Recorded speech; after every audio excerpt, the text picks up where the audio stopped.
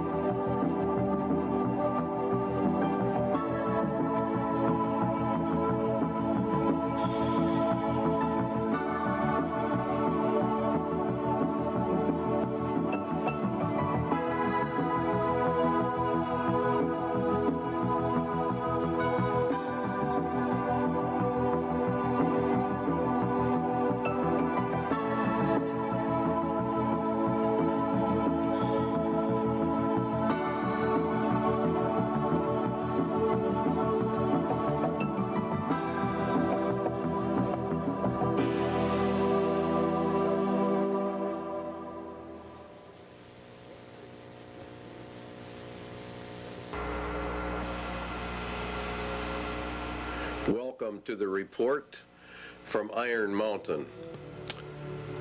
This report is something you would never believe unless you read it. But you also have to understand the mindset of the government that requested it. And that is one of the most important features of this video. The objective was to determine accurately and realistically the nature of the problems that would confront the United States if and when a condition of permanent peace should arrive. This is one of the key elements of the report, because we are to go under the Antichrist system, an era of supposed peace. And this is what this whole program was about. If and when a condition of permanent peace should arise, that means that peace in reality equals world socialism, as we will find out as we journey through this report. And they were to draft a program for dealing with this contingency. In other words, this is a planned situation.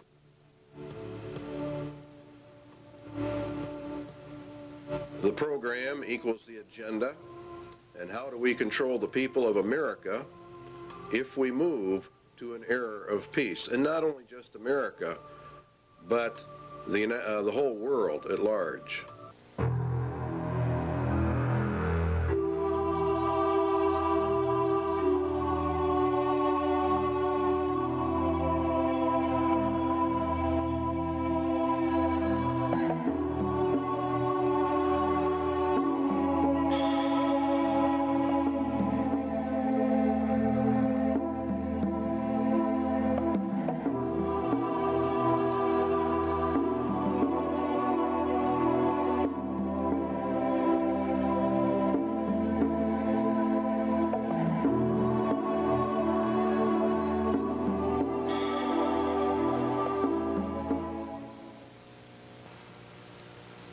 In 1961, Public Law 87-297 was passed, paving the way for the United States to be merged with the United Nations.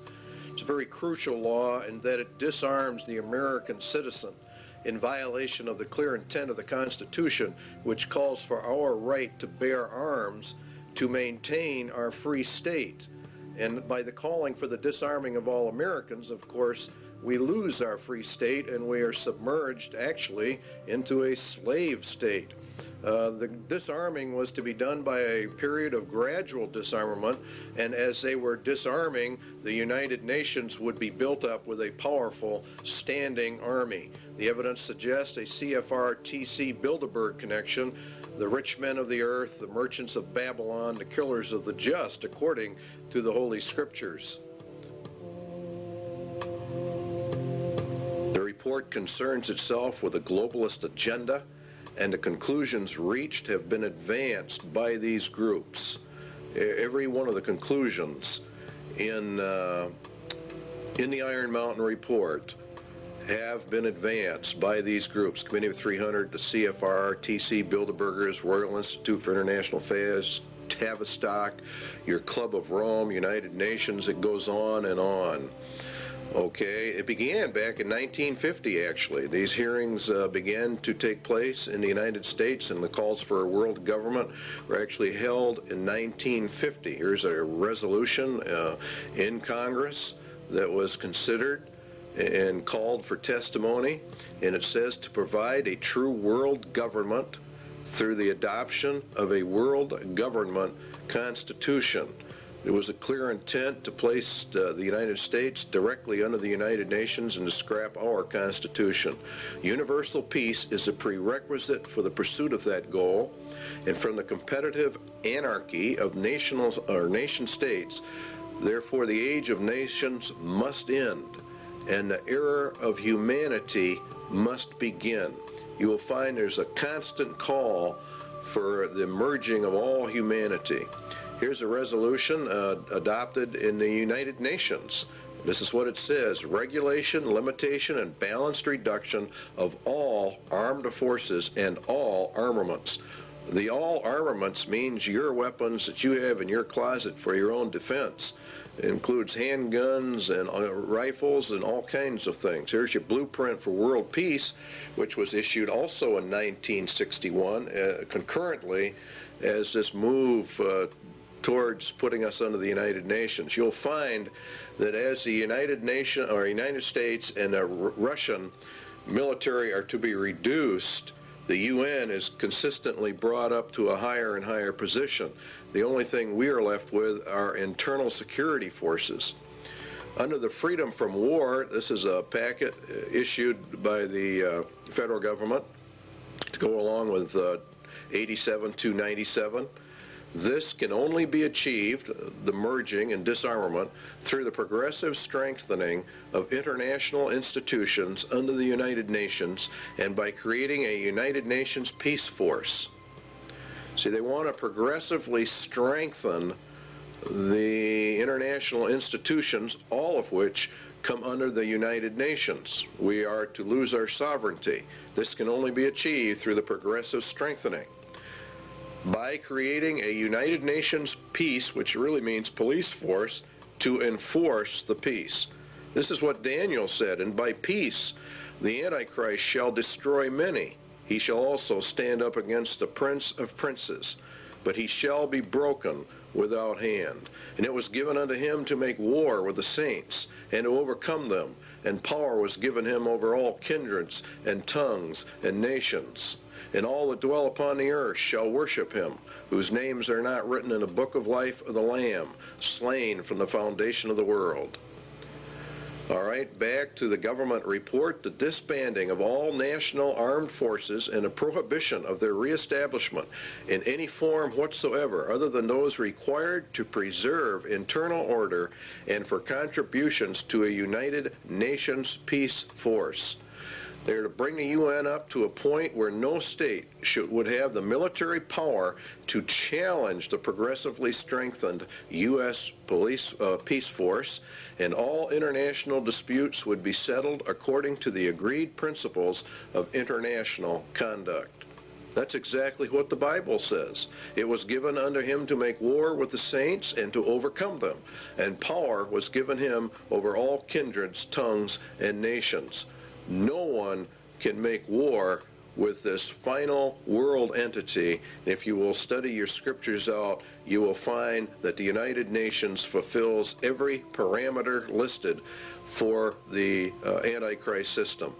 And Public Law 87-297 has been updated. There are numerous updates. You will, if you go search them out, Public Law 101-216, for example, has been updated. Here's another one.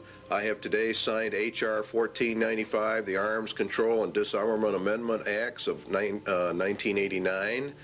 It authorizes the fiscal appropriations to get this thing underway. Now, the problem with it is the Bill of Rights in Amendment 2, the right to bear arms, a well-regulated militia being necessary for the security of a free state, the right of the people to keep and bear arms shall not be infringed. In other words, in reality, you cannot infringe that right in any way, method, or manner. The only way a people can remain free is to hold in their power the weapons necessary to secure their free state. This amendment deals with the international security of the United States from its own government. In other words, this amendment was to secure the people's freedom from their own government, from an internal government takeover. This right is not there so that you can go hunting or for the other excuses made. It is there to prevent the government of the United States from becoming a dictatorship by treason. In other words, by betrayal of the Constitution of the United States. Now, in order to merge the United States into the United Nations requires a total betrayal of the Constitution, which guarantees you a free state through the right to bear arms. You see the connection? The United Nations, the communist, illuminist, Masonic world dictatorship. And there are no freedoms, hence they have to get to guns to eliminate the free state nation guarantee in our Constitution. The Iron Mountain Report, then, is a report in reality on how to circumvent the Constitution of the United States. And in reality, it's a document of treason, of how the rich men of the earth are actually going to divert the attentions of the people away so that they can get this done. The guidelines given by the government for the Iron Mountain Report: 1, military-style objectivity; 2, avoidance of any value assumptions; and 3, the inclusion of all relevant data. And this is a very important part of this report, is the avoidance of all value assumptions. This is what makes it so absolutely cold and inhuman. It is to be amoral. It is as a computer is amoral. It deals in factual data. There is not any mercy. There's not any compassion. It doesn't deal in right or wrong or what is good or evil. It is a report on the handling of men, women, children, and babies on the basis of herd or animal management without regard to any moral considerations whatsoever. It reduces people to objects. It reduces all humans to non-entities with no rights of self-determination, with no rights granted by the Creator, and with absolutely no rights under a Constitution. The Constitution has been effectively canceled by Iron Mountain. Now again, you'll find these resolutions coming up in Congress all the time that want to strengthen the United Nations, to establish an international criminal court, SJ 32. These are bills before the Congress and the Senate. The implementation of Agenda 21 and other Earth Summit agreements, which is all United Nations. Reagan called for the World Army. Clinton has approved a UN Army. You're seeing it on TV all the time.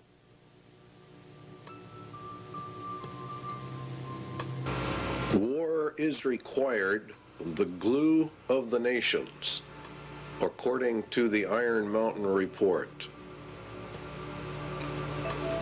Is war the scourge of the nations? It is said that war is merely an extension of diplomacy by other means. It is also said that war is necessary waste. But what is war? And why do peoples of the earth continuously fight and die? Why do millions of human families have a member or members that they have lost to this thing called war? What is the reality behind war? Does man have to fight wars, or can he develop a system of peace? And would the development of peace be worse than war itself? The Bible gives us some answers. The rest can be supplied by simple logic and deduction. James tells us that from whence come wars and fightings among you? Come they not hence, even of your lusts, that war in your members? Ye lust and have not, ye kill and desire to have, and ye cannot obtain. Ye fight and war, yet ye have not, because you ask not. Ye ask and receive not, because ye ask amiss, that ye may consume it upon your lusts. The root of war, then, is lust, and lust is want, and want is greed, and the root of greed is a self-centered heart, an unregenerated human heart. This is the key we need to explain war, and the Bible gives us many clues to why warfare is, and that in reality it can never be stopped. The root of the problem lies with the human heart, and the Bible says that the human heart is so desperately wicked that none can know it. Jeremiah says, the heart is deceitful above all things, who can know it? Paul says in Romans, the carnal mind is enmity against God, for it is not subject to the laws of God, neither indeed can be. Jesus was very emphatic that out of the heart of man poured forth all kinds of evil.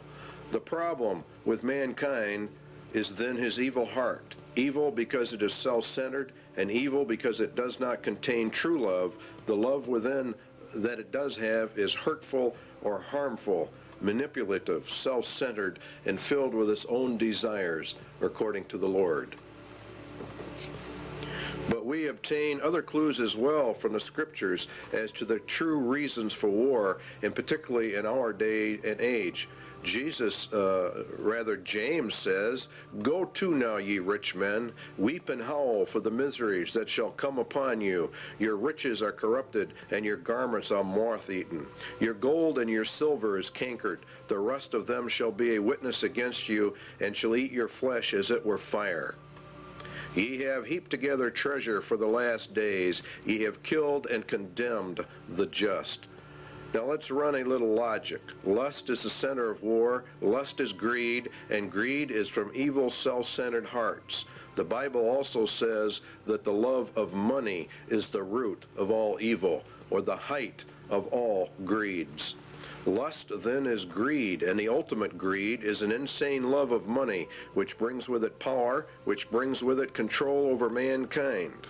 Thus the rich men of the earth are indeed in total control over money, and they have developed a system of economic controls well laid out in the Scriptures.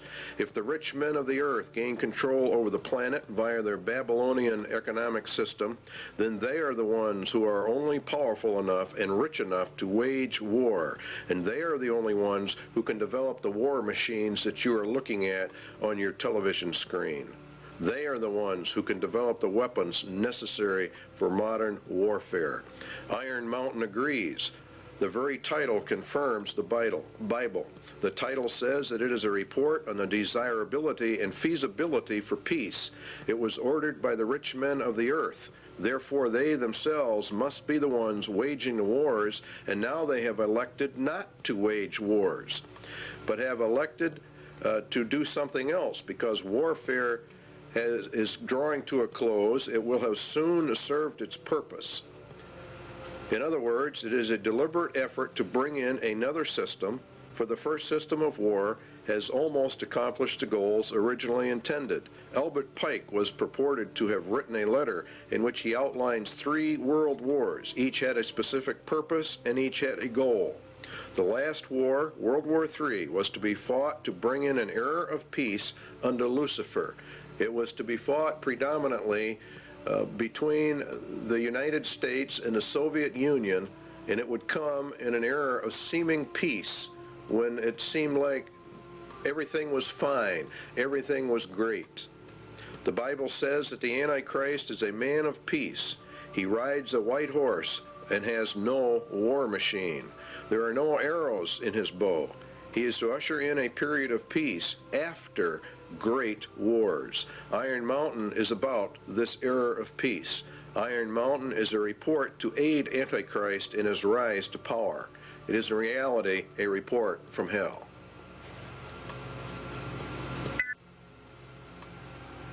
Iron Mountain asks, what can be expected if peace comes? What should we be prepared to do about it? What, for instance, are the real functions of war in modern societies? These are very important questions.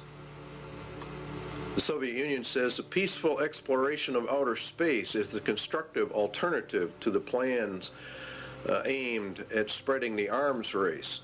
In other words, we are always going to find that the opposite of war is peace, which of course it is in reality. But what Iron Mountain is getting at is, what are the real functions of warfare, the invisible functions of warfare?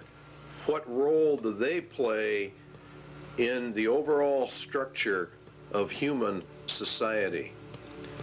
For example, the Soviet Union has been on a war footing for years and years. We have, to a lesser extent, in America, been on a war footing. It's been predominantly a Cold War for many, many years, but nonetheless, it has been, and as far as the economics of it are concerned, it has been a war era. It's been an age of war. And what this report is asking about is, what about peace? It is surely no exaggeration to say that conditions of world peace would lead to changes in the social structure of the nations. These changes would be of unparalleled and revolutionary magnitude. As we would transition then from an era of war into peace, what would be the problems? It is an incorrect assumption that war as an institution is subordinate to the social system it is believed to serve. What they're saying here is that nations wage war for reasons other than what they state. War itself is a basic social system within which others are secondary modes of organization, conflict, or conspire. In other words, war itself is the basic social system of mankind. And if we go to peace, we're going to have problems unless we understand that. It is the system which has governed most human societies on record today. Well, this is, of course, very true in our day and age. We have seen nothing but war, starting predominantly with World War I and coming forward. The Soviet Union has had tremendous expenditures in their military, and the United States has likewise. It's been, in reality, an arms race. We're going to find out there is a reason for it. The capacity of a nation to make war is the greatest social power it can exercise. War making, active or contemplated, is a matter of life and death, says Iron Mountain. The misconceptions of war: 1, to defend a military, or defend a nation rather, from military attack by another, or to deter such attack. To defend the national interest, economic, political, or ideological. To maintain or increase a nation's military power for its own sake. Now you see, these are the visible or more obvious reasons why a person would say, well, that's why we have war. But what they're saying is there are more less obvious, very invisible, and this is the heart of the entire Iron Mountain report. Its conclusion was that war is absolutely necessary. It's an absolute requirement for human societies and nations to come together. It is in reality, they claim, the glue of the nations. The Soviet military machine, or its war-making capacity, is the actual glue that has held the Soviet Union and the communist empire together. If they were to move into an era of peace, what would happen? All right, Iron Mountain says it is these invisible or implied functions that are the dominant forces in our society. So what we have to find out then is, what are the true functions of war in a society?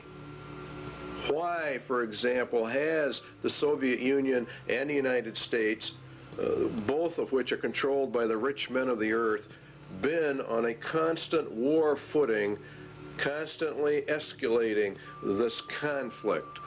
Why are they doing it, and what are the reasons behind it? Economic reasons are: it is a necessary waste that operates outside the normal economic supply and demand system. Warfare creates an artificial demand. In other words, the war system itself, having huge militaries with all of their armaments, with all of the research and developments, creates a demand. This waste of money outside the system, according to Iron Mountain, acts as a counterbalance to the economic growth of the nation. It is progressive for research and development of weapon systems, and it spurs technological advances which spin off and help society at large. Defense spending per se might be countenanced on economic grounds alone as a stimulator of the national metabolism. In other words, war itself, for economic purposes, is a tremendous growth factor. For the political reasons, it's different. A nation is a group of people organized together with a common goal and a national identity. The nation has an outlook or an attitude of how it will deal with other nations, and that's what we call foreign policy. A nation's foreign policy, says Iron Mountain, can have no substitute if it lacks, or no substance rather, if it lacks the means of enforcing its attitude. In other words, if the nation is not strong enough, it doesn't matter what their attitude towards somebody else is. War is itself the defining element of any nation's existence vis-a-vis any other nation. War, then, equals nations because it is the glue of nations and what causes them to come together, and peace would mean the dissolving of the nations. The elimination of war implies the elimination of national sovereignty and the traditional nation state. Please understand the importance of that remark in Iron Mountain. It is the elimination of war that brings us to world government. The war system not only has been essential to the existence of nations as independent political entities, but has been equally indispensable to their stable internal development. Without it, the war system, no government has ever been able to obtain its legitimacy. Or in other words, we could say its right to rule its society. War is the basis of that claim to rule, and it is therefore the glue that holds a nation together, according to Iron Mountain. The possibility of war provides a sense of external necessity without which no government can remain in power. The organization of a society for the possibility of war is its principal political stabilizer. All right? In other words, for the Soviet Union, they said that the American people were the enemy. And that gave them the glue which held the Soviet Empire together, which rallied the people to make such sacrifices so that we could build up this huge war machine. The basic authority of the modern state over its people resides in its war powers. Now that's another very important statement. Therefore, a substitute for the war system must be found in order to control the people and provide stability and legitimacy of government if we go into an era of peace. Now we know that the United Nations is to be that era of peace. So therefore, what they are saying is we have to find substitutes for what war does, the invisible functions of war. We have to find a substitute for that if we are going to go to peace. Obviously, if the war machine is discarded, new political machinery would be needed at once. In other words, as they phase war out, they have to phase whatever they're going to put in its place in to control the people, to control the nation. This is an essential part of Iron Mountain. Until the substitute for war, is developed, the continuance of the war system must be assured to maintain the stability of its internal organization of power. In other words, we have to keep the war system going in order to remain in control. Keep war until all substitutes are in place and running so we don't lose our rulership. In other words, those that are in power are going to remain in power. They've got to figure out a way to do that. So they're going to de-escalate the war system as they bring in a peace system. And the peace system is going to radically alter our societies. What substitutes for war are there?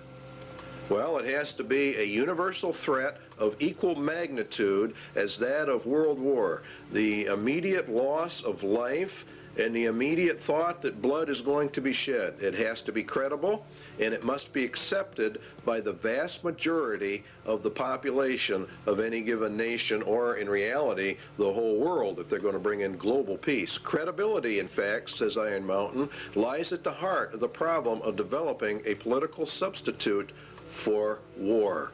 We must emphasize that one must be found of credible quality and magnitude if a transition to peace is to ever come about without social disintegration.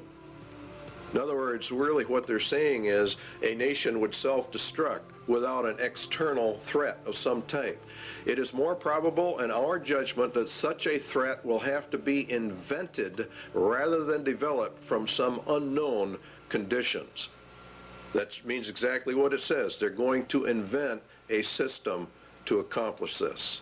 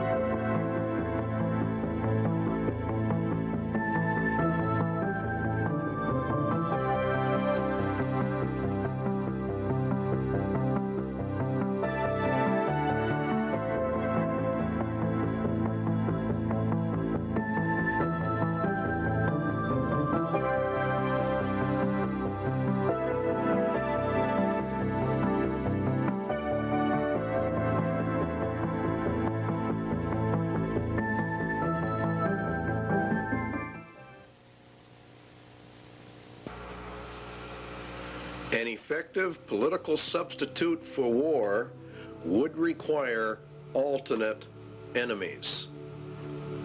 In other words, we have to find an external threat that's essentially very large. It may be, for instance, that gross pollution of the environment can eventually replace the possibility of mass destruction by nuclear weapons as the principal threat to the survival of the species. In other words, they're going to bring the environment up to a point of global threat. Poisoning of the air and of the principal sources of food and water supply is already well advanced, and at first glance would seem promising in this respect. It constitutes a threat that can be dealt with only through social organization and political power.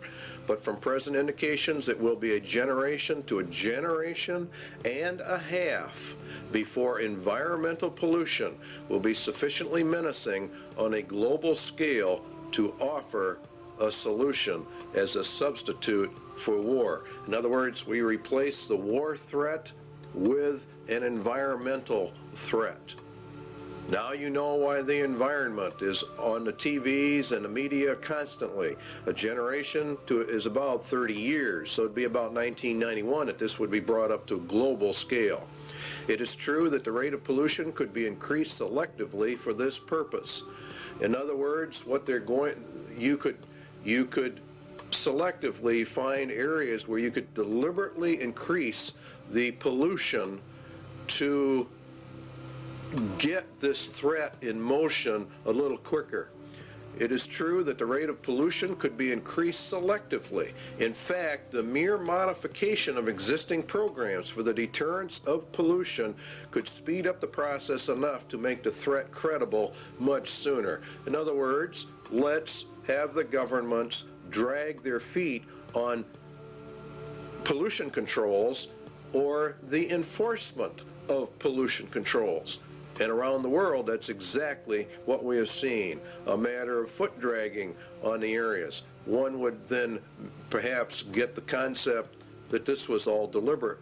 Allow pollution to deliberately get worse until it can be manipulated by the controlled media into a world crisis. A global crisis has to be developed. Al Gore, Vice President, very timely book. Perhaps coincidentally, he wrote the book called Earth in the Balance, Ecology and the Human Spirit. It's a modern version of Iron Mountain in the ecological field. And in reality, it's quite an interesting book. You should go out and buy a copy of it. The world government organizations are pushing this. Climate crisis, Emergency Earth Rescue Administration. The people of the earth have a new common enemy, which requires an emergency worldwide campaign. You see, and we have to abandon our armaments to join in a common cause for survival. What did Iron Mountain say? It had to be a threat to the survival of the species.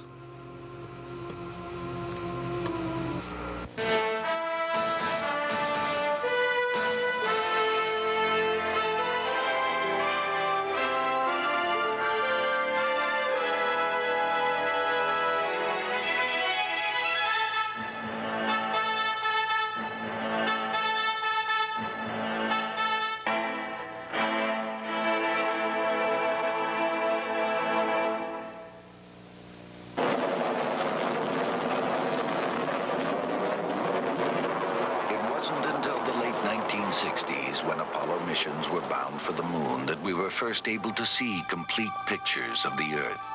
Environmentalists began to look at our planet as a single fragile ecosystem. Now we are intensely studying the thin halo of atmosphere that surrounds and protects Earth. It recycles the air we breathe, regulates climate, and acts as a protective barrier, filtering out much of the sun's harmful radiation. Last year, an international group of scientists proved that ozone, the key element in this filtering process, is being lost at an alarming rate over the South Pole. In fact, a sizable hole develops over this area each winter. Without ozone, the sun's harmful radiation will destroy life on Earth. A group of man-made compounds called chlorofluorocarbons, or CFCs, used as refrigerants, cleaning solvents, and in some plastic foams, are to blame for this environmental problem. They eventually make their way into the atmosphere and destroy ozone. According to Dr. Brian Toon of NASA's Ames Research Center, it is a global-scale environmental problem. This really marks the first time in the history of environmental science where human beings on one side of the planet have done something to the planet that has significantly affected it globally and on the far side of the planet from where the original pollution took place. Using the beautiful seaport town of Stavanger, Norway, as a base of operations, an international team of scientists assembled this year in an emergency effort to make a detailed study of the North Pole. Most of the work was performed aboard two NASA aircraft. This is the ER-2. For the mission, special wing pods are attached containing atmospheric chemistry analysis equipment and a host of other instruments. Typically, flights are made about 12 miles up, along the fringes of space, right into the layers of atmosphere directly affected by ozone loss. The ER-2's research partner is a modified DC-8. It flies at lower altitudes, but has increased fuel reserves, which allow it to cover more territory. even flights directly over the North Pole. Inside, the DC-8 is actually a complete scientific observatory, loaded with sensing instruments. Scientists perform their experiments and are able to map results right on the spot. This instrument contains 4 lasers capable of shooting light many miles up into the atmosphere. The light reflects back to the plane and provides scientists with a cross-sectional map of ozone concentrations as well as aerosols, or regions where ozone depletion is capable of occurring. Initial results from both aircraft indicate that high concentrations of CFCs have been found at northern latitudes, primed for ozone destruction. When combined with high-altitude ice clouds, the right amount of sunlight and confined slow-moving masses of air, ozone destruction occurs.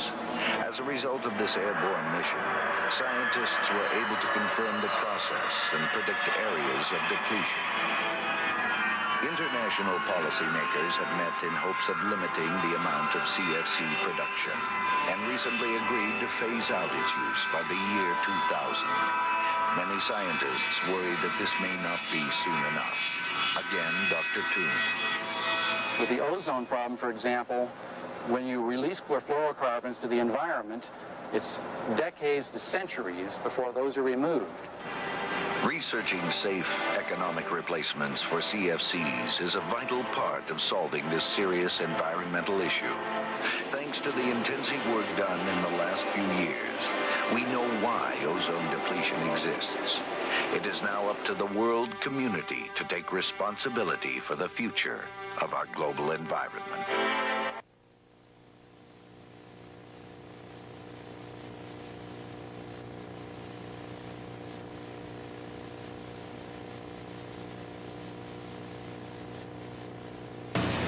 Landsat satellites continue to orbit the Earth 14 times a day.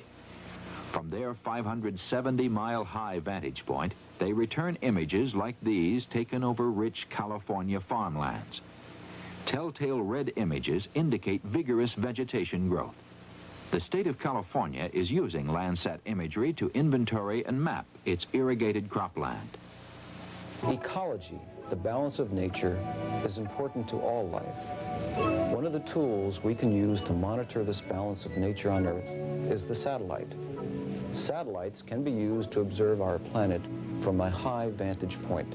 A NASA film called Remote Possibilities tells the story. From far out in space, the Earth appears serene and beautiful, displaying no hint of our crowded planet's many problems.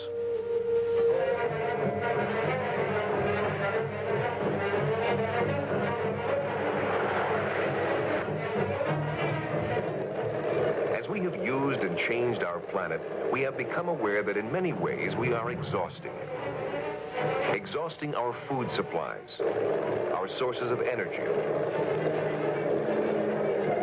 our natural lands, exhausting the potential of even the once seemingly limitless oceans. Management of Earth resources is at a critical stage. It has never been more important that we understand the environmental relationships of our planet. Scientists are striving to apply the technology of the space age, the quest for more and better information about these complex relationships. In 1972, a new kind of satellite left the launch pad and rose to an altitude of 910 kilometers from Earth. There it settled in a circular orbit around the planet. This satellite, called Landsat, opened a new era of Earth resource management.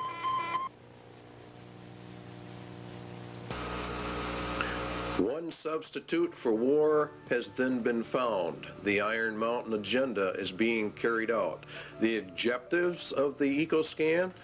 Well, the UN will end up with control over all the land, and ownership of the land will be held by the rich men. There is arising a crisis of worldwide proportions involving developed and developing countries alike, the crisis of the human environment. The process of compromise of national interests will, of course, have to take place. International economic security is inconceivable unless related not only to the world's environment, but also to the elimination of the threat to the world's environment. Well, the only major threat is private property ownership and private property rights, where people can do as they want. Let us also think about setting up within the framework of the United Nations a Center for Emergency Environmental Assistance. You can see how they're raising this thing up to an emergency status, an emergency level. And that's what Mikhail Gorbachev said in December 8, 1989, in a speech to the United Nations. The United Nations will be the controller of all the lands in the world through their various ecological, environmental organizations that they are in the process of setting up. In fact, the Rio Earth Summit was for that specific reason. Now, it's owned by the rich men. That's who owns the United Nations. That's who actually runs it. Eco foundations of the World Wildlife Fund, Heritage Trust, Nature Conservancy, etc. There's a lot of them, and you have many UN organizations. And the rich men of the earth sit on the boards of directors on all of these groups. These groups are buying up huge chunks of private land for conservation, they say, and to preserve the earth. And of course, all of it is to be owned by the rich men. And what they cannot purchase by normal means will be taken under zoning controls, DNR regulations, or other land grab means via governmental authority and regulation. All land will be under strict eco-controls because, after all, we are now involved in the middle of an eco-emergency, and it's nothing but a scam. It's really a debt for land swamp is another part of it. The international bankers loan and control the monies to all the countries, and through interest have driven them into huge debt status. The debt of the United States is in the trillions. The bankers then come forward with a new plan. They will take the nation's land, and then they will cancel the debt of that nation. It is called a debt for land swap. This land will be held by a World Conservation Bank, owned, of course, by the rich men of the earth. They will then own all the land, all the resources, all the food. They become the absolute masters, and all the people become the slaves. It's a perfect scam. It's a perfect system.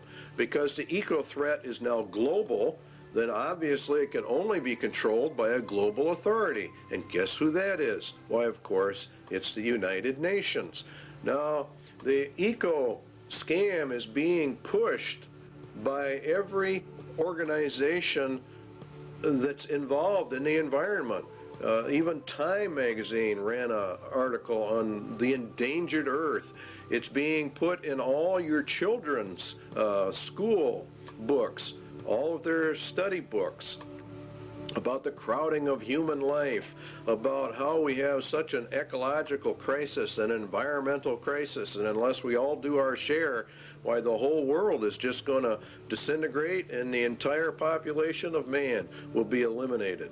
That's according to them. It's very interesting that Daniel said of the Antichrist that he shall divide the land for gain. In other words, he takes over all the land and divides it up amongst these various foundation groups. And that's exactly what's happening.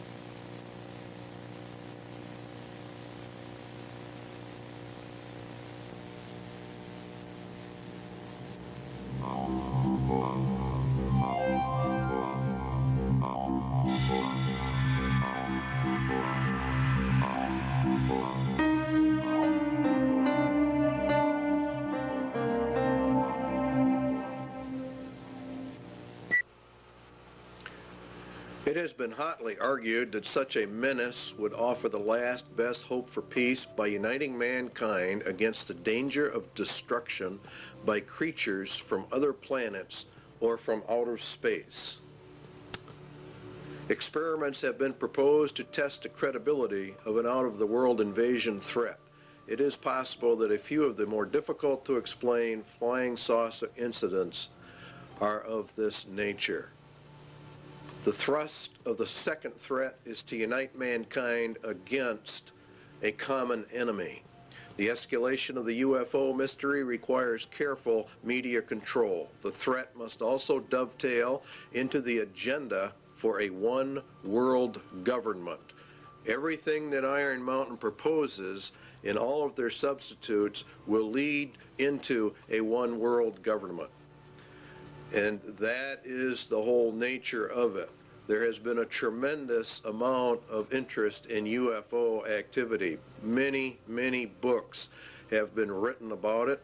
The average Christian, I believe, probably poo-poos the whole subject, but we believe here at CIA they're making a tragic mistake when they do that, because the Bible does mention some things that would tend to imply very strongly that UFOs are in fact real and will be a latter-day occurrence, just before the end and just before the return of Jesus Christ. As you can see, here's a book for Christians, UFO End Time Delusion. It is part of the grand delusion that God is going to cast down upon man for their rejection of Jesus Christ in the end. There have been many books written about the government's cover-up of the UFO experience, and that the United States government knows exactly what is going on, and we would agree with that from the viewpoint of the scriptures, that the people of the world, the governments of the world, the highest levels of the powers that be, know exactly what's going on when it comes to the UFO mystery. They do because their mind is controlled by Satan, and he is the author of all of this. It's part of the grand delusion in the end. And there was war in heaven. Michael and his angels fought against the dragon, and the dragon fought and his angels, and prevailed not. Neither was their place found any more in heaven. And the great dragon was cast out, that old serpent called the devil and Satan, which deceived the whole world. He was cast out into the earth, and his angels were cast out with him. Now Satan was cast down to earth, and we were to observe it from here. It would appear as though he came down from heaven. For as the days of Noah were before the flood, they were eating and drinking, marrying and giving in marriage, until the day that Noah entered the ark. Now Jesus said, so shall it also be. And the days of Noah were quite a few. He lived 950 years before and after the flood. He was there when man began to multiply on the face of the earth, and daughters were born unto them. And the sons of God saw the daughters of men that they were fair. Now, the book of Enoch gives us some information about that. It happened after the sons of men had multiplied in those days, that the daughters were born to them, elegant and beautiful. And when the angels, the sons of heaven, came down, you see, they took wives, each choosing for himself, whom they began to approach and with whom they cohabitated, and teaching them sorcery and incantations. The whole situation is one where these were literal fallen angels that came down and mated with the daughters of men, and they produced a race of giants, according to the book of Enoch. And many ancient writings give this interpretation to the sons of God mystery of Genesis 6. And what is interesting is that they said they would return. Now the Spirit speaketh expressly that in the latter times some shall depart from the faith, giving heed to seducing spirits and the doctrines of demons. Now the word seducing comes from the word planos, which, if you do a word study, comes all the way back to where we get our word planet. Could it be that the interpretation is, in the latter times, some shall depart from the faith, giving heed to impostors from other planets? That would be the most literal translation, and that is also exactly what is happening. These impostors are actually demons pretending to be from outer space. It is part of the grand delusion.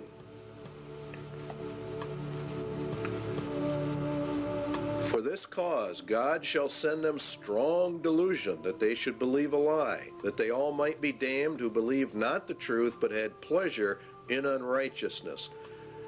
They reject the concept of creation, even him whose coming is after the working of Satan with all power and signs and lying wonders.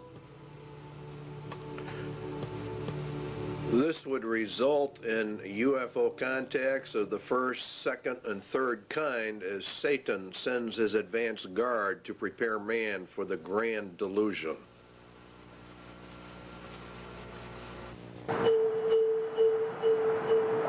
On the surface of an average planet, circling an ordinary yellow star, an advanced intelligence searches the skies for evidence of life.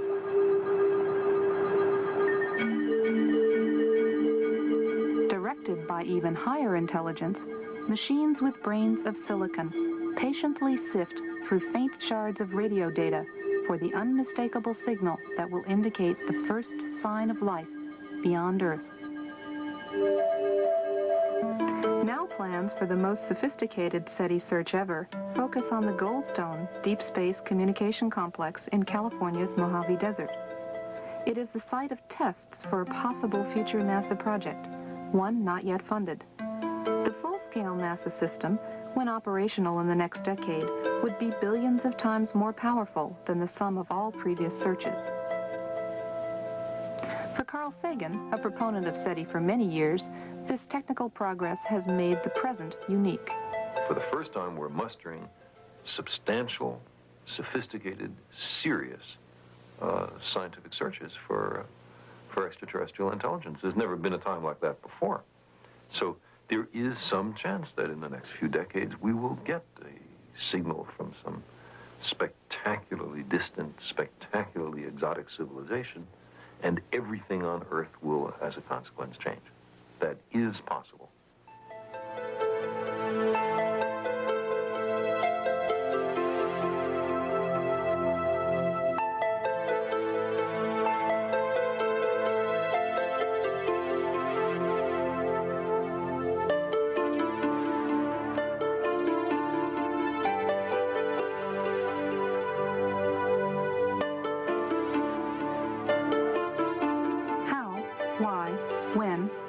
To search for life beyond Earth has been debated for centuries.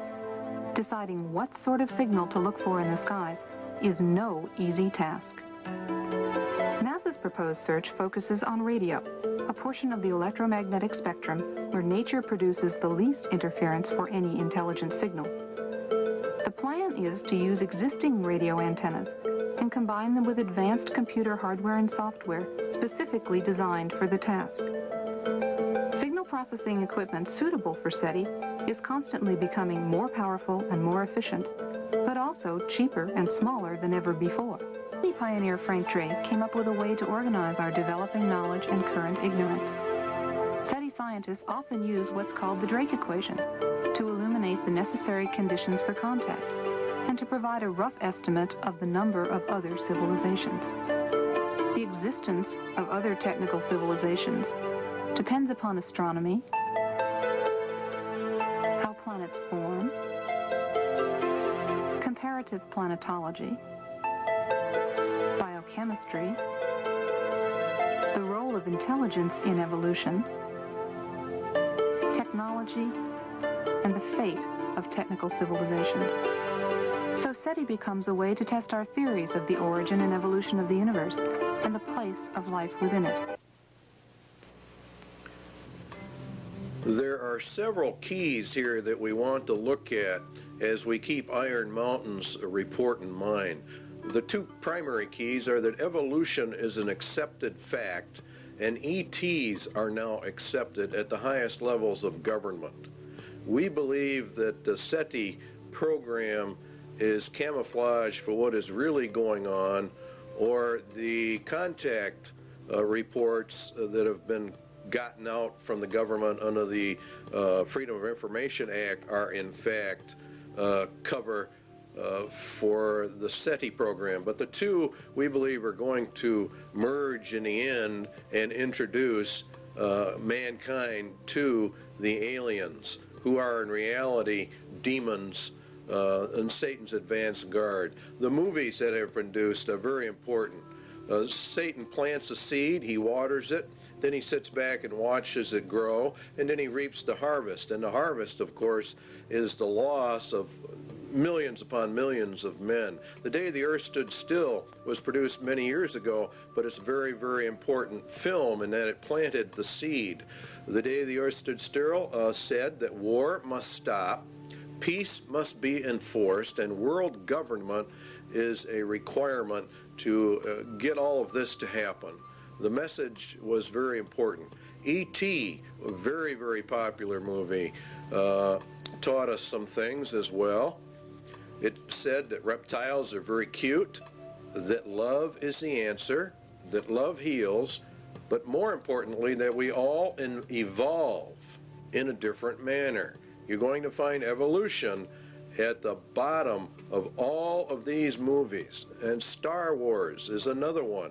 How famous they were. Well, they're programming the human mind for certain things. One, evolution of the races, good and evil forces, a universal, eternal fight between the forces of good and evil, and more importantly, a federation of planets, a uniting of the nations, a uniting of all the planets. Mankind will evolve upwards and eventually will join in intergalactic civilization. And this is the important keynotes in every one of these movies. Close Encounters of the Third Kind was a very, very important film. It bases itself on evolution. Two, that the United Nations is a central player in that movie. The U.S. military is connected to the United Nations in that movie, and that mankind will join interplanetary civilization. It starts by contact, by exchanges of the races. In other words, some of our people go there, and some of their people come here. Now, something surfaced not too long ago called Majestic 12, that dealt with government contact with aliens. A lot of people laugh at this document and think it's a hoax. Our research against the Bible would say that it is not a hoax, that this actually is legitimate and that contact has been made. Operation Majestic 12 is a top-secret research and development intelligence operation established by special classified executive order of President Truman. Now, this took place back some years ago. Very interesting, however, what Majestic 12 sets up. A rancher reported that a UFO had crashed in a remote region of New Mexico. You might have even seen this replayed on Unsolved Mysteries. They ran a series on this.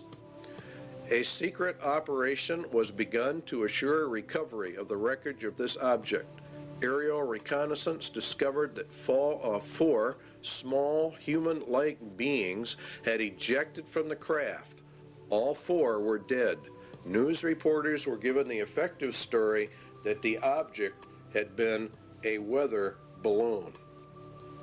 They are discounting the UFOs to the public while they gather the evidence secretly. The biological and evolutionary, there's your key, processes responsible for their development has apparently been quite different from those in Homo sapiens.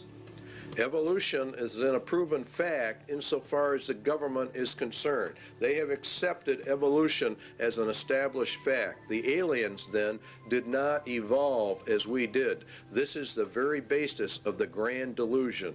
It's creation versus evolution. Evolution is essential for the grand delusion because men reject the creation of the world and people by Jesus Christ. So it's very important you understand that evolution is the keynote. The ultimate intentions of these visitors is completely unknown, the report said. But if you read the Bible, you will know they are demons, and you will know they are the advanced guard of Satan, and that they are setting up the world for its final ruin and taking of people into eternal hell. UFOs are real. There's no question about that they are real. The only question is what are they? And if you take the evidence of the scriptures, definitely we believe here at least that they are the sons of God returning just exactly as they said they would, and all the occultic literature talks about this. Now there is an area out west called Area 51, Groom Lake. There's also Tonopah. There are several areas from which Project Red Light was developed. It's a top secret testing program for alien technology for defense purposes. This is very interesting that a lot of this stuff is being leaked right at this moment as we get into this. A congressman said, I have no comment as to what is going on in Area 51. That was Congressman Harry Reid, and he went out there to visit the area because the Air Force had made a land grab, and he went out there on behalf of his constituents to find out why. It is said that President Eisenhower signed a treaty with actual aliens in 1957. The swap was they could take our people for experimentation, and we would get technology in exchange. In other words, the aliens come to Earth, we take their technology to build our defense mechanisms. Now, a lot of people think this is ridiculous, but if you read what it says about Babylon the Great, the nation, it gets all of its technology from Satan. Satan is the one that gives them the power. And this is why the United Nations is being brought up. And this is why the United States is so deeply involved. In exchange for technology, the U.S. government agreed to allow the aliens to abduct humans for experiments. And this accounts for the large number of abductions reported all over America. This is part of the grand delusion, which has evolution at the root of it. Now you have actually two options. All of the leaks of this type of information are disinformation, where it is real and the aliens really are here. The Bible evidence would be that it is real, the aliens are here, and that they are the advanced guard for Satan. He's programming the human race for this delusion, and it's based upon evolution. The sons of God of Genesis 6 have returned, as they said they would in occult writings. And Jesus said, as it was in the days of Noah, so would it be again. And that's when the sons of God came down. So therefore, the agenda of Iron Mountain for external threat number 2 has been and is being carried out. Scientists are even going to the UN now to find out how are we going to answer these aliens from our SETI contacts at NASA.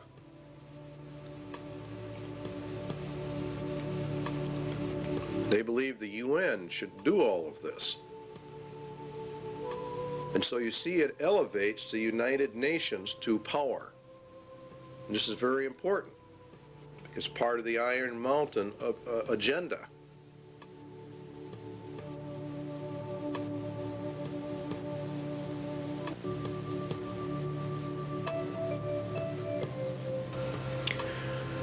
It might be argued that a well-armed international police force operating under the authority of such a supernatural court could well serve this purpose. In other words, they're going to set up another threat. This is threat number 3, actually, an omnipresent, virtually omnipotent political or police force.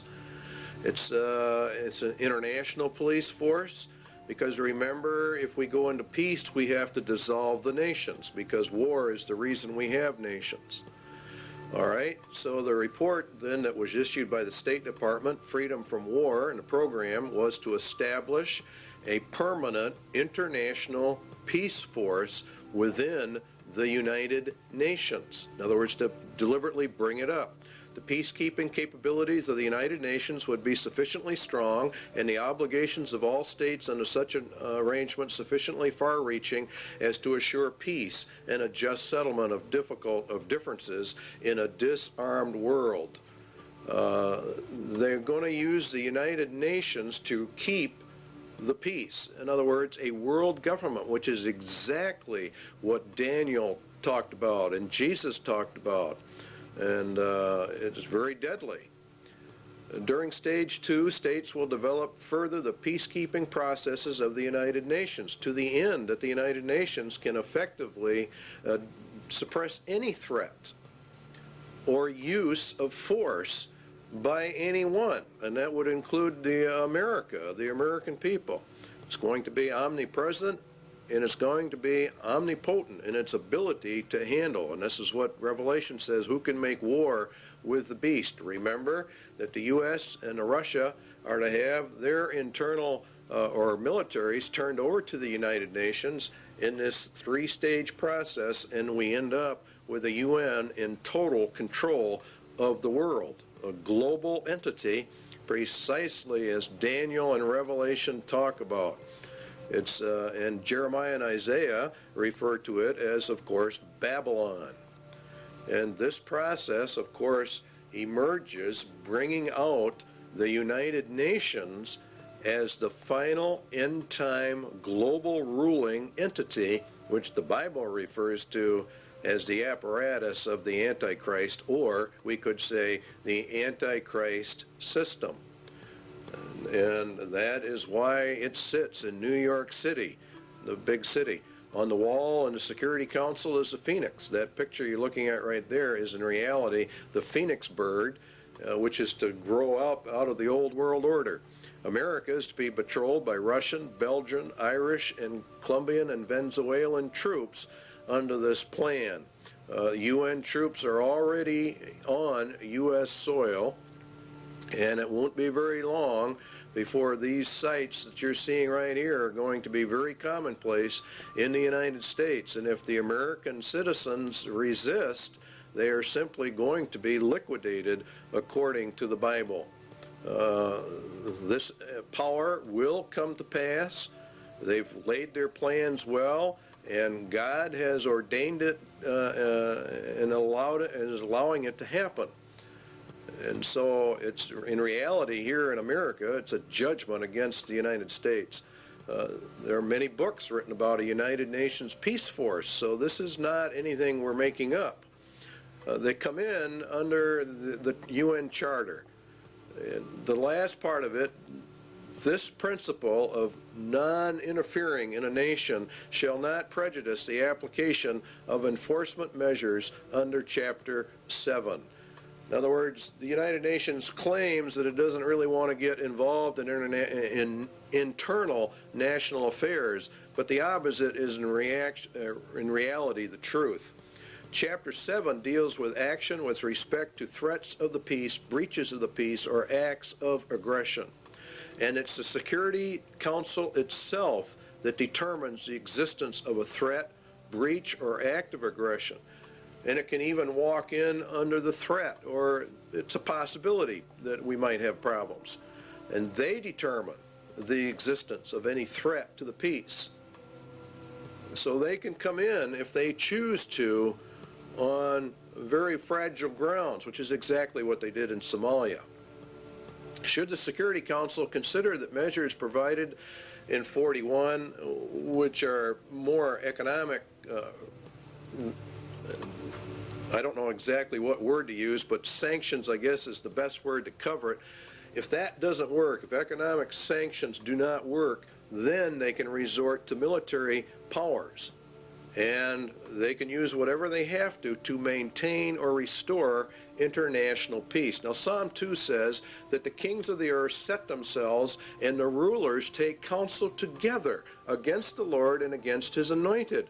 Where do the rulers of the world meet? They meet at the United Nations, and this is where they take their counsel together.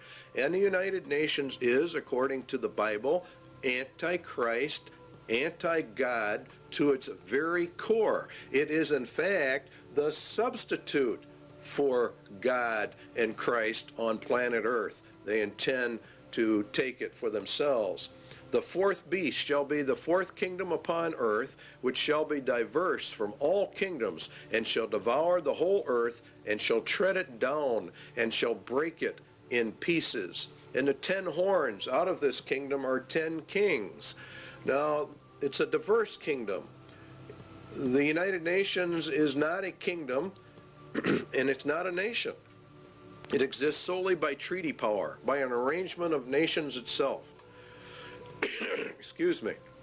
The United Nations is to be brought up to full global power with an army so powerful that none can fight against it. That's the entire plan, and that is exactly what the Bible talks about for the end times.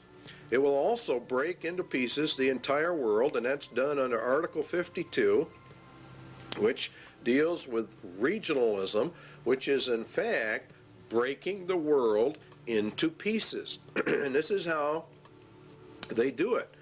They actually subdivide the world into 10 regions.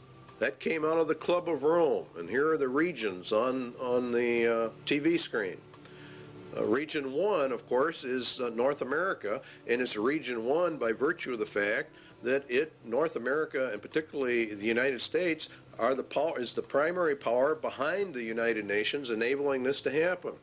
The United States itself is broken down into 10 federal regions. We have global regions, and now we have national regions. And in our country, they are simply called federal regions.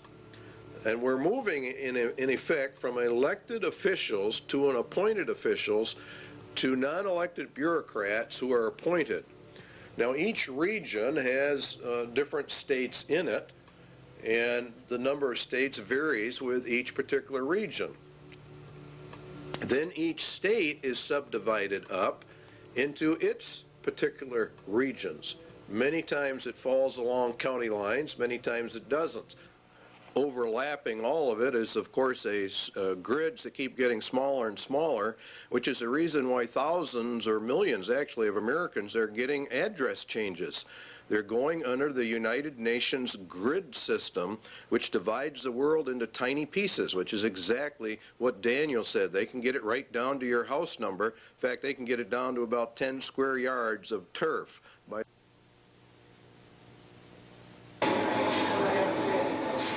Recently, NASA's Landsat 4 satellite, shown here just before its trip into space, was launched from the Western Test Range by a Delta rocket. This Landsat is the fourth in a series of NASA spacecraft designed to continuously collect accurate information on Earth's resources. More than 100 nations will make use of the information gathered by Landsat 4 in land use planning, mineral exploration, and agriculture. Landsat project scientist Dr. Vincent Solomonson described a new instrument on the satellite called the thematic mapper.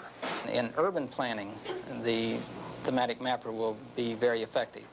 Features that were blurred or hazy over cities as viewed by the multispectral scanner on Landsats 1 through 3 will be seen much more clearly from the thematic mapper. And as a result, urban planners will be able to manage and monitor the spread of the urban sprawl into the surrounding countryside. The major receiving and processing facility for Landsat data is located at NASA's Goddard Space Flight Center in Greenbelt, Maryland. After completing its 3-year mission, Landsat 4 is designed to be retrieved by the space shuttle. Okay, standing by for up telemetry command reset. So what we have are 10 federal regions. We have 10 federal regional councils, which are miniature Washingtons, in each federal capital. We're being regionalized, and pretty soon there won't be any such thing as counties or states. So what we're doing is we're going from county and state control to total federal control, and then the federal government's losing its control to the United Nations. This is globalism. This leads to the federalization of our police or the security forces within the United States. And this is really in total violation of the constitutional implications. But they're not paying any attention to the Constitution. The internal security forces are not your peacekeeping, UN peacekeeping troops. The peacekeeping troops are there to put down actual revolutions and wars. The internal security forces are there more for crime control and the rounding up of people. Predominantly, the MJTF police will be the national police force. And this is George Bush and Clinton and the rest of them have continuously pushed this arms control treaty because they have to disarm us in order to make this thing work. If you will recall, we discussed that in the constitutional crisis. The MJTF police means multi-jurisdictional task force police, and it removes all citizens from local, county, and state protections that you had under the law. And they're just abolishing all of this. And the MJTF police mission, we believe, is the house-to-house search and seizure of people. It's made up of National Guard units, state and local police, converts street gangs as needed into deputized police. House-to-house search and seizure, separation and categorization of men, women, and children as prisoners in large areas. Now you have to understand that in order to liquidate the millions of people that Jesus Christ says are going to be liquidated, they have to plan this out long before it happens. 1965, they started the Office of Law Enforcement Assistance. Then came in 1968 the Omnibus Crime Control Act, which converted the OLEA to the Law Enforcement Assistance Administration. They called in turn in 1971 for a regionalized police force. In 1971, an advisory commission on intergovernmental relations issued a pamphlet called M67, which called for a special multi-county and interstate police force. In other words, the merging of all police forces into one federal group. The LEAA in 1973 made calls for the elimination by merger of small police forces. This is exactly what Germany did under Hitler. All dictatorships have two common characteristics: general confiscation of guns in order to prevent internal rebellion, and the establishment of a national police force to enforce the edicts of the dictator. We are following Nazi Germany almost to the exact letter. Carter issued an executive order 12-148, and he established the Federal Emergency Management Agency known as FEMA. FEMA absorbed the LEAA and became the primary control organization for internal security of the United States in an emergency. They're gearing this thing towards an emergency. That emergency is going to be World War III, and it ushers in this whole system. FEMA has many interesting programs: Rex 82 Bravo, Rex 84 Alpha, Helix 2, Rex Alpha, Night Train, Cable Splicer, Garden Plot. These are all martial law training exercises. The plan is to bring America under martial law. We believe they know the American people would never accept this system except an external emergency were given. The UN system, remember, is a martial law military system.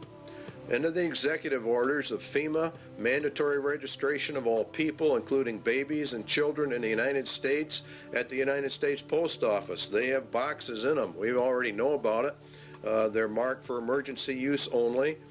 The primary one here to look at is 11,000, seizure of all civilians and work brigades, which is in reality slavery, and includes the rights to split up families as well. In essence, what will happen in America is going to be worse than the communist revolution in Russia. This plan provides the basis for the deployment and employment of military resources, including National Guard personnel, for civilian disturbances. So Iron Mountain external threat number 3 has been and is now being implemented. An omnipotent police force.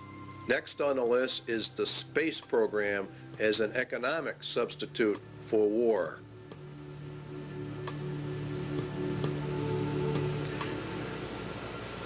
is the development of a long-range sequence of space research projects with largely unattainable goals.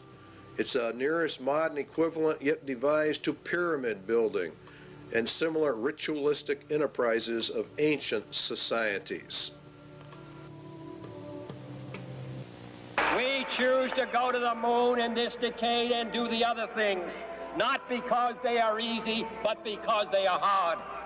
Because that goal will serve to organize and measure the best of our energies and skills.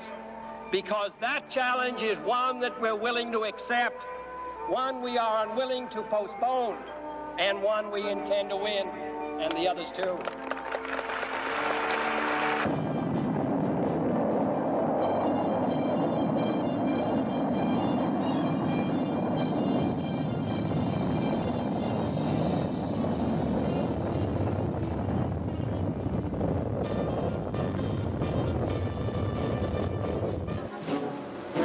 Everything associated with the Saturn V was huge. The rocket itself, the building where it was assembled, and the crawler transporter that carried it to the launch pad. The fully loaded Apollo Saturn V was 363 feet tall. Its main engines alone generated 160 million horsepower, and its fuel pumps pushed fuel to the engines with the force of 30 diesel locomotives. As Saturn V lifted off Launch Complex 39 for the first time, it weighed more than 2,800 tons.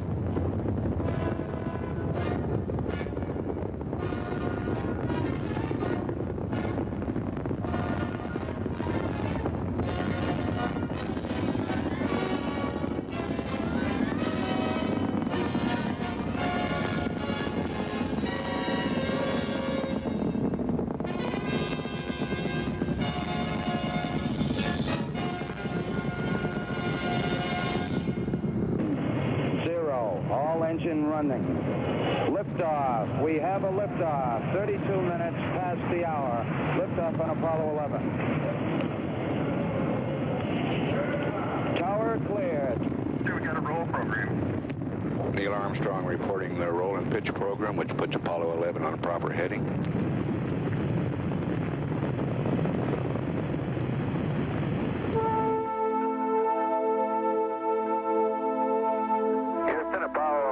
Calling you on the high gain. How do you read, over? Roger, loud and clear on the high gain. Eagle, you're looking great. Coming up 9 minutes. We're now in the approach phase. Everything looking good. Altitude 4,200. Houston, you're a go for landing, over. 40 feet down, 2.5. Picking up some dust. 30 feet, 2.5 down. Straight shadow. 4 forward. 4 forward, drift into the right a little. 20, down a half. 30 seconds. Forward, just. Good. Hey.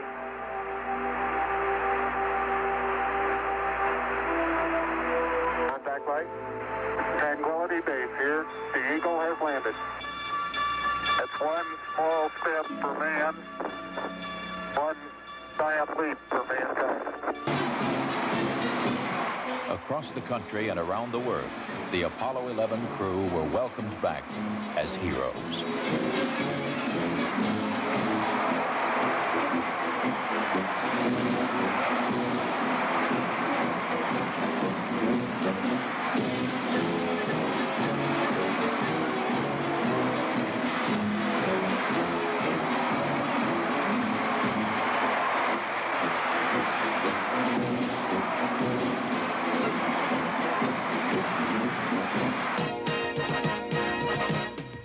Before Project Apollo ended, 6 additional flights to the moon were made, and all but one were highly successful.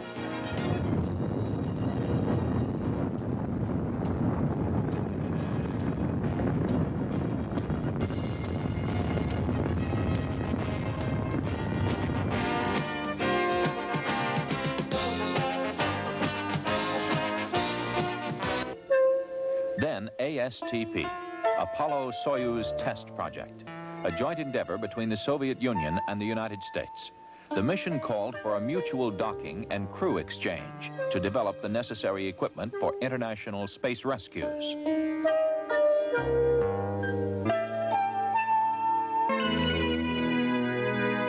We looked back at planet Earth with Landsat remote sensing satellites. Crops, forests, pollution, all can be photographed in great detail to help us better manage our Earth's resources.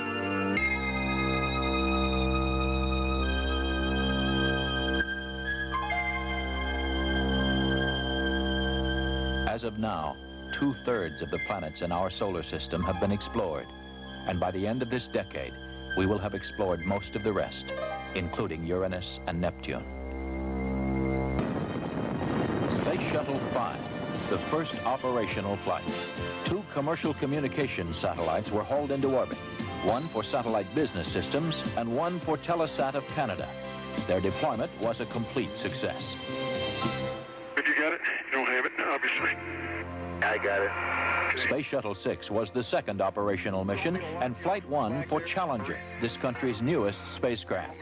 After launching a 5,000-pound tracking and data relay satellite from the payload bay, mission specialist astronauts Story Musgrave and Donald Peterson became the first Americans in 9 years to walk in space. Practice needed for satellite repair work. I'm due for my massive article. Historically, the space program has proceeded in a building block fashion. And toward that end, NASA has begun looking at the next logical step, a possible future space station, a permanent presence in space.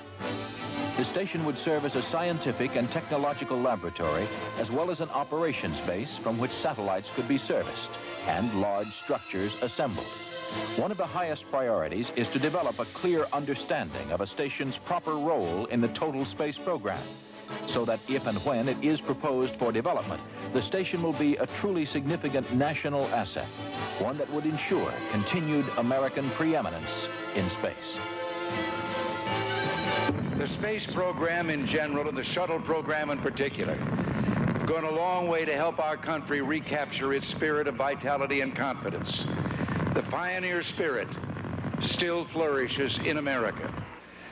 In the future, as in the past, our freedom, independence, and national well-being will be tied to new achievements, new discoveries, and pushing back new frontiers. We must look aggressively to the future by demonstrating the potential of the shuttle and establishing a more permanent presence in space.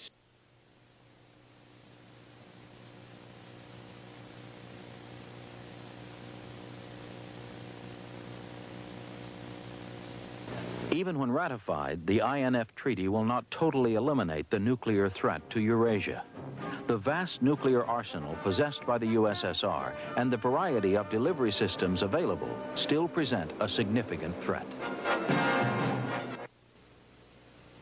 The organization of fail-safe inspection machinery could well be ritualized in a manner similar to that of established military processes. Inspection teams might be very like armies, and their technical equipment might be very like weapons. Inflating the inspection budget. In other words, what they want to do is they want to expand this. So what do we have? The INF Treaty, where it says inspection machinery could well be ritualized according to Iron Mountain. Inspection teams might be very like armies. And that's exactly what has happened. We have a great ritual of disarmament. It's very interesting what you find when you start digging into the INF treaty hearings. Limited test ban. Let's take a look at all the treaties. Limited test ban, 1963. Non-proliferation, 1968. The ABM Treaty, 1972. The SALT I, the SALT II, the IMF Treaty. Very long, drawn-out process. And this is exactly what Iron Mountain recommended be done. It is one of the most important elements of the INF Treaty is the President establishes in this area operating on-site inspection. One layer of the regime, it says on the last sentence, builds upon another. And the whole thing becomes elongated, and it actually becomes a monster in and of itself. The data exchanges required are really immense, and so it requires an elaborate governmental system in order to accommodate all of this. And so Iron Mountain recommendation number 2 has definitely been implemented.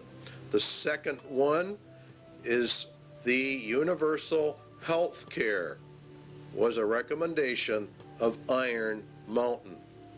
Universal health care for all. It's an economic substitute for the war economy.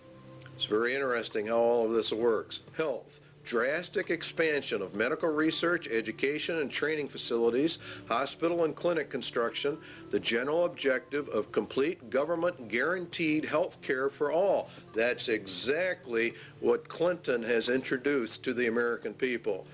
He announced a universal health care and mandatory insurance program.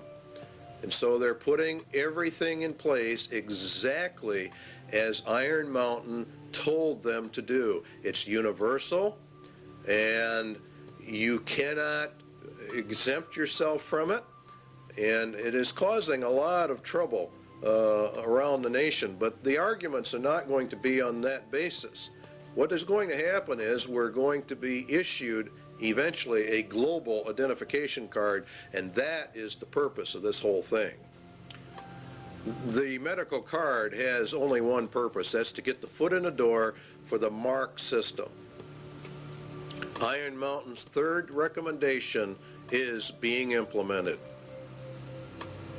Iron Mountain economic substitute number 4, a new educational system to bring in globalism under the United Nations, UNESCO, Congressional Record, the Great Conspiracy to Destroy the United States, Education for Freedom and World Understanding. You see, all of this is designed to bring us into a world system, a global system under the control of the United Nations. The second manifesto of the U.S. Office of Education, the implementation of the program of surrender through education. In other words, they destroy Americans' national pride and put us under the United Nations. And the NEA is leading in this. They even say it themselves, teaching about globalism and the world system. They say enduring peace cannot be attained until the nation states surrender to a world organization. This was found out during the Reese Committee hearings in Congress. Putting the evidence together, we conclude the NEA has been an important element in the tax-exempt world to indoctrinate American youth with internationalism, which is synonymous with a lot of communist, illuminist, whatever you want to call it. The Iron Mountain agenda is being carried out. Outcome-based education, the developing of leaders for restructuring the schools, change agents. Parents are beginning to get upset, but they are not putting it together. American 2000, a national strategy to change every nation, every family. Everything is going down exactly as Iron Mountain said it should. Global education is nothing more than a promotion of the United Nations and to destroy the Constitution of the United States, to bring us out from the Constitution and to merge us into the UN. That's what they're going to do. To improve learning and teaching by providing a national framework for educational reform, to promote research, consensus building, and systematic changes needed to ensure, you see, everything has to be changed. Guess what the changes all lead to? And guess who's behind it? If you look, Robert Mueller, former UN Secretary General to the UN, member of the Planetary Citizens, wrote the Global Core Curriculum. Marilyn Ferguson, the Aquarian Conspiracy, New Age. This is all being integrated into the educational system of America. And it's called America 2000. And it is extremely subversive.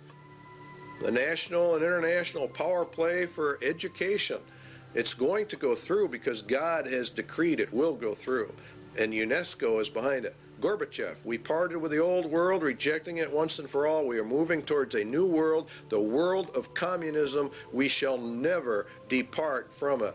Books are on the market explaining all of this. We don't have time in this video to get into it, but Iron Mountain Recommendation 4 is being implemented. Iron Mountain Sociological Substitute for War, Slavery. Another possible surrogate for the control of potential enemies of society is the reintroduction in some form consistent with modern technology and political processes of slavery for the control of potential enemies of a society. Anyone that does not agree with the New World Order is an enemy of society and is therefore subject to slavery. Detention centers and concentration camps, work camps, are associated with forced labor, which is in reality slavery. Seizure under the executive orders of all civilians in work brigades, that's forced labor, that's slavery, which includes the rights to split up families. There are concentration camps, detention centers all over the United States set up under FEMA, under Rex 84, and there are presently, to the last count we had, 130 such facilities in the United States of America. In Arizona, you'll see, for example, some there. We've got one here in Wisconsin. Concentration camps for U.S. citizens. The MJTF police to conduct house and house search and seizure and separation and categorization of men, women, and children and babies. Categorization and transfer to detention facilities and the running of detention facilities. Iron Mountain Slavery recommendation number 2 is mandatory service, a form of universal service turned to some variant form of the Peace Corps or the Job Corps. It is entirely possible that the development of a sophisticated form of slavery may be an absolute prerequisite for social control in a world of peace. Now, this is just incredible when you really stop and look at what they're actually saying in relationship to biblical prophecies. Remember, Jesus said they're going to round you up and kill you. President Clinton has authorized boot camps for young offenders. Is this the beginning of a larger scale for social reorientation like the communists do? America 2000, the national plan that's going into our schools, requires mandatory community service. There are calls going out all the time. Bush and Clinton have called for mandatory community service for all youth, up to, say, 2 years, mandatory service. You can serve in the service or some other place, but you are going to serve. So the substitute for war is being implemented. Iron Mountain Sociological Substitute for War number 2 is called blood games.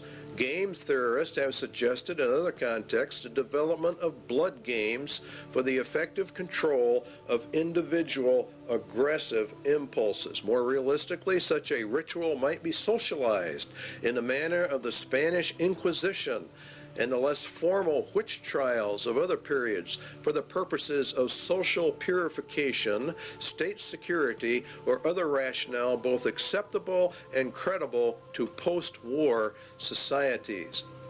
Inquisitions, witch trials for the purpose of social purification, state security, which is the key one. Such a ritual might be socialized. In other words, they make it into a big social event like the Inquisitions were. We saw part of that beginning to unravel when we watched the Branch Davidian invasion and subsequent massacre of David Koresh and his group. A lot went down at Waco that very few Christians understand. David Koresh, the Branch Davidians, were demonized by the national media. First of all, they were tried, judged, and executed in a social ritual in total violation of every right guaranteed under state and federal constitutions. The Waco massacre followed all points of ritualized killing. They were a cult. It was for social purification, and therefore they deserved what they got. Their compound was raided by federal assault groups when in fact there was no evidence of any crime having been committed.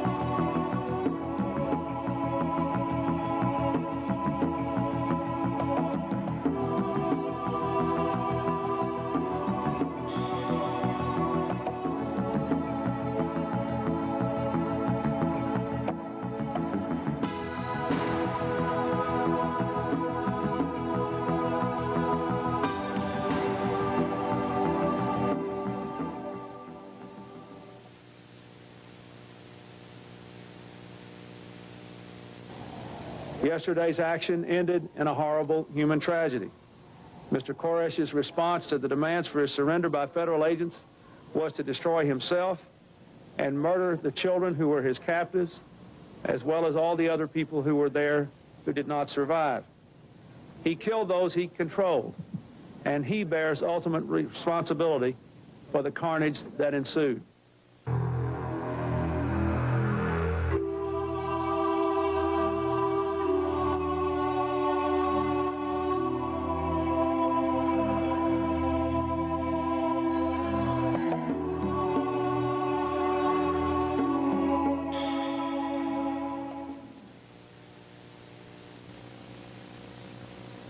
In the papers before I was going to go to court.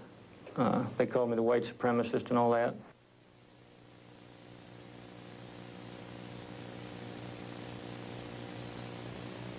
It's victims of demonization that we all are victims of. When the federal government decides that it's going to prosecute somebody, they sort of demonize them.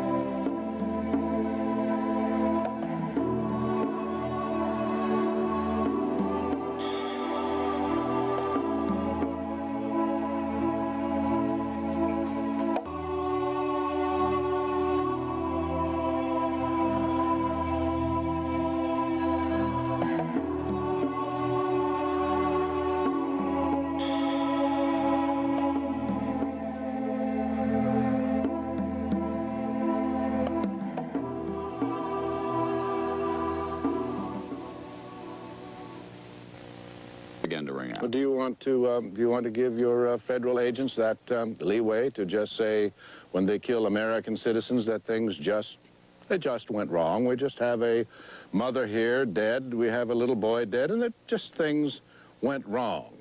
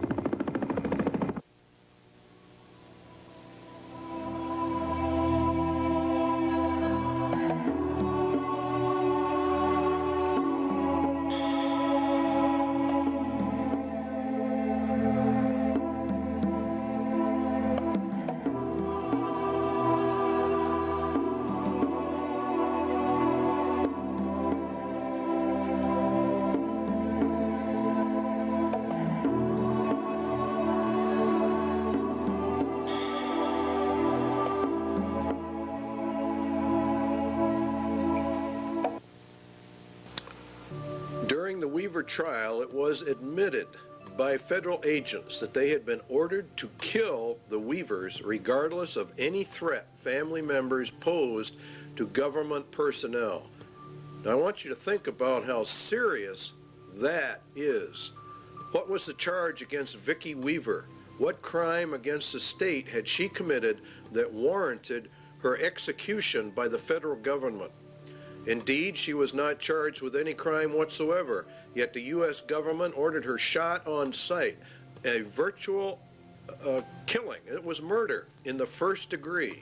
It is cold-blooded, ritualistic, social purification because the Weavers held a viewpoint not politically correct.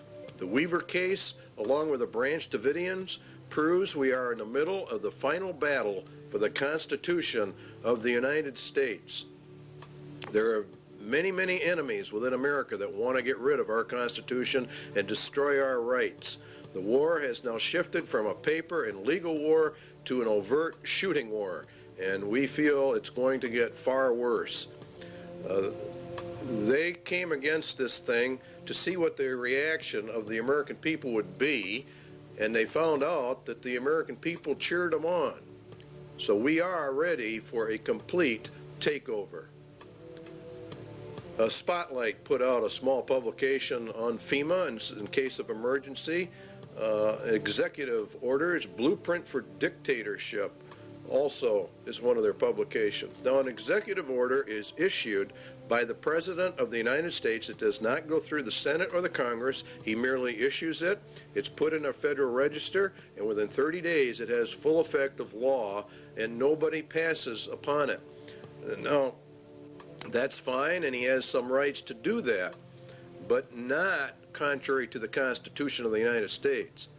FEMA developed national security emergency plans for the regulation of immigration, nationals of enemy countries, plans to implement laws for the control of persons entering or leaving the United States, develop intergovernmental and interagency law enforcement plans and counterterrorism programs to interdict and respond to terrorism incidents in the United States that may result in a national security emergency.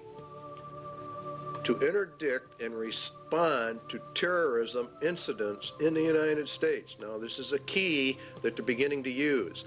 Under the new Crime Control Acts, particularly under the Crime Control Bill number 8, which is now before the Congress, a protester can be charged with terrorism. And this paves the way for the government to declare all those who oppose the New World Order as terrorists, and therefore imprison them, because you will be a political dissenter.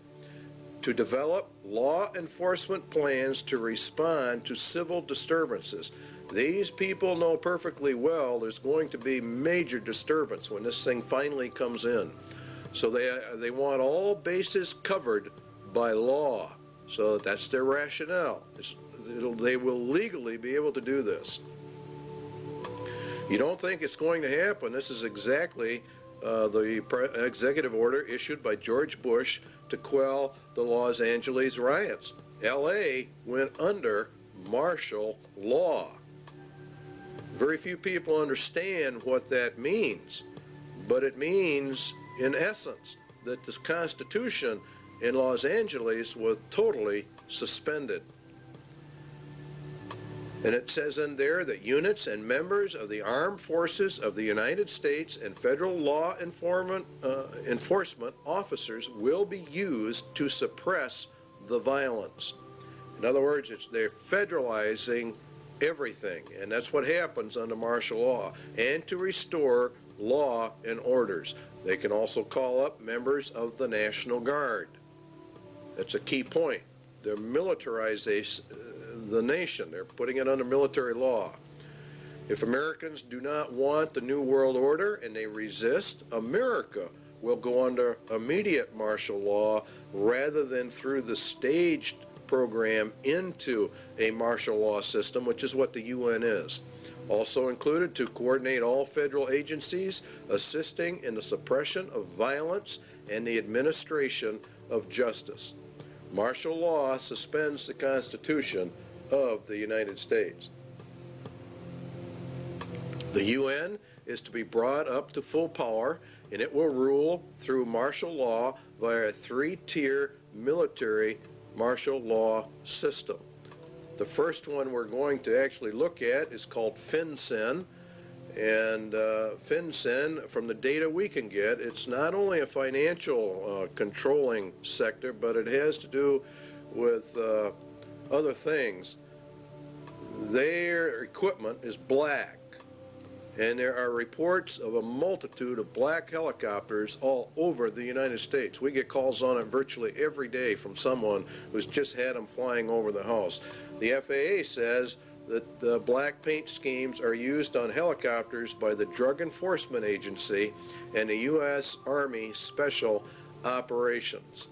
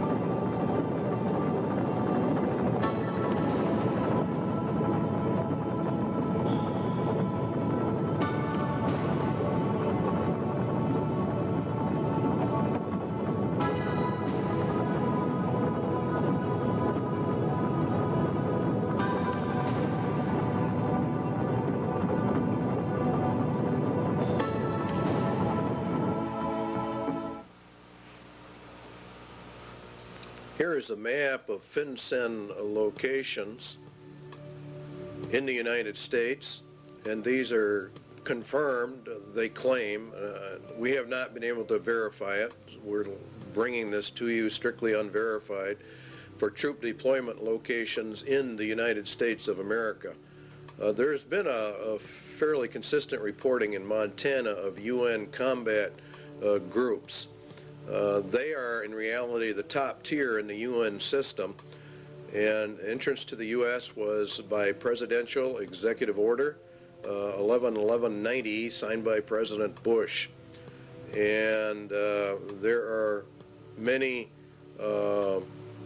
battle group locations, and there are many multi-jurisdictional task force police, which are the third tier, or the lowest, on the UN police force. And it is in reality, from what we can gather, is the federalization of the police forces in America and putting them in reality under the United Nations command, which we go under. And that would be for the detention centers, concentration camps for dissenters are part of this overall system for the roundup of people. Now, one of the largest ones is in Alaska. The Alaskan camp is the biggest, being over 1 million acres, and it's located just outside of Fairbanks, according to reports, and it's serviced by a spur line called the Alaskan Railroad. That's very interesting because under the emergency orders under FEMA, one of the railroads that gets activated and falls under their control is the Alaskan Railway. And so we're beginning to find out that all of this goes together. The Alaskan camp was purchased under a mental health bill, and of course you have to understand that they are using mental health as one of their primary methods of warfare. The Iron Mountain recommendations for an inquisition for social purification are also confirmed by the Lord Jesus Christ. Then shall they deliver you up to be afflicted, and shall kill you, and you shall be hated of all nations for my name's sake. This is predominantly a move against Christians and Jesus Christ. And he shall speak great words against the Most High, and shall wear out the saints of the Most High, and think to change times and laws. See, that's exactly what they're doing right now. They're changing all the laws. And it was given unto him to make war with the saints, and to overcome them, and power was given him over all kindreds, tongues, and nations. And in Revelation 17, and I saw the woman drunken with the blood of the saints, and the blood of the martyrs of Jesus. And this is actually, you're going to find out, has much to do with the United Nations. Iron Mountain substitute for war blood games has been, in effect, implemented and is being carried out.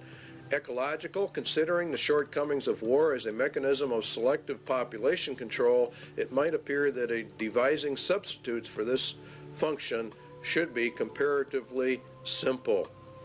In other words, war kills off some people, and so now we have to have an ecological substitute for that function, and it really boils down to total population control. Current trends in warfare, the increased strategic bombing of civilians, and a greater military importance now attached to the destruction of sources of supply as opposed to purely military bases, strongly suggests that a truly qualitative improvement is in the making. In other words, as we phase down the war system, there's probably going to be one great last one in their plans to really reduce the world population. There is no question but that a universal requirement that procreation be limited to the products of artificial insemination would provide a fully adequate substitute control for the population. A universal requirement that procreation be limited to products. See how they treat people. Conception and embryonic growth taking place wholly under laboratory conditions would extend these controls to their logical conclusion. Now, total and complete control, this is what this means, of every human being born. They will be pre-selected genetically to be a slave to the rich men of the earth. This is the system they're setting up. They have an intermediate step, total control of conception with a variant of the pill via water supplies or certain essential foodstuffs. In other words, they intend to, when they bring in this new system, they will stop the growth of the population. They will put it into the food or the water supplies, and then they would offset it by a controlled substance so that it could be countermanded and the woman become pregnant. And they claim in Iron Mountain that it was already under investigation and under work back in 1961. So the interpretation is the mandatory mass sterilization of the human race, with them in total control of all the antidotes for it. Excess population, Iron Mountain says, is war material. As long as any society must contemplate even a remote possibility of war, it must maintain a maximum supportable population.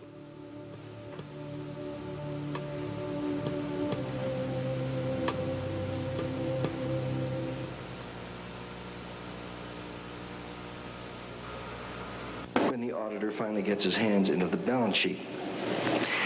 I suggest, therefore, that this be sold not through a democratic process. That would take too long and devour far too much of the funds to educate the cannon fodder, unfortunately, which populates the earth.